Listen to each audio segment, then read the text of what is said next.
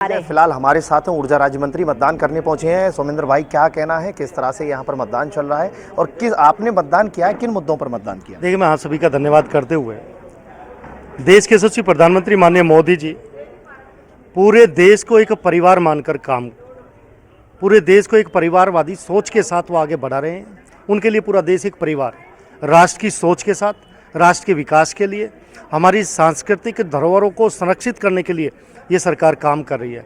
युवाओं के लिए, महिलाओं के लिए, किसानों के लिए, सभी वर्गों को ध्यान में रखकर भारतीय जनता पार्टी की सरकार काम कर रही है। इसीलिए देवतुल्य नागरिकों का आशीर्वाद भारतीय जनता पार्टी के साथ है। अब की बार कितना पार? यूपी का कितना टारगेट? अब की बार 400 पार। यूपी का क्या टारगेट? 80 में से 80। विपक्ष कहाँ है? 0। 400 पार का नारा आप दे रहे हैं, 543 का दे सकते थे।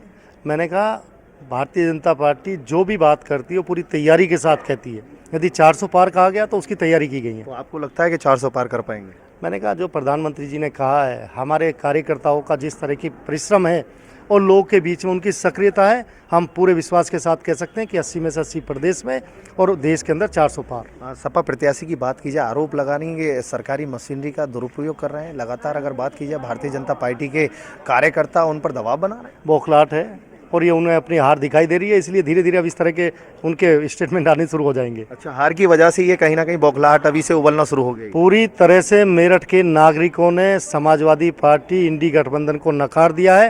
ये उनकी बौखलाहट है और इस तरह के बयान अभी और तेजी के साथ आने शुरू होंगे। अगर मेरठ की बात की जाए, अरुण गोविल को लेकर के लगातार जिस तरह से जनता में रोष था कि अरुण गोविल बाहर ही हैं, बाहर रहते हैं, पढ़ाई के बाद मेरठ से कोई ताल्लुक नहीं रहा है, अब मेरठ पहुंच करके मेरठ को अपना बता रहे हैं, क्या मानते हैं? देखिए, आपको बहुत प्रबुद्ध लोगों में गिना जाता है जब मैं मीडिया की बात करता हूँ।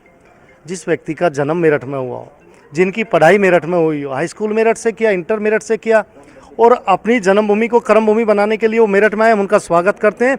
और मेरठ के देवतुल्य नागरिकों ने उनका पूरे उत्साह के साथ स्वागत किया, ये आपने भी देखा होगा। दक्षिण विधानसभा में क्या हाल रहने वाला? दक्षिण इस बार हम लोग अच्छी वोटों से जीतेंगे। मेरठ की अगर लोकसभा सीट पर किस तरह से जीत हासिल करने वाले हैं? 2 से 3 लाख वोटों से भारतीय जनता पार्टी जीतेगी इस सीट को। तो ये थे हमारे साथ ऊर्जा राज्य मंत्री, मतदान करने के लिए पहुंचे थे, जिन्होंने कहा है कि अब की बार मेरठ लोकसभा सीट पर 2 से 3 लाख वोट से भारतीय जनता पार्टी जीतने जा रही है। मेरठ से अतुल शर्मा की रिपोर्ट, न्यूज़ 1 इंडिया।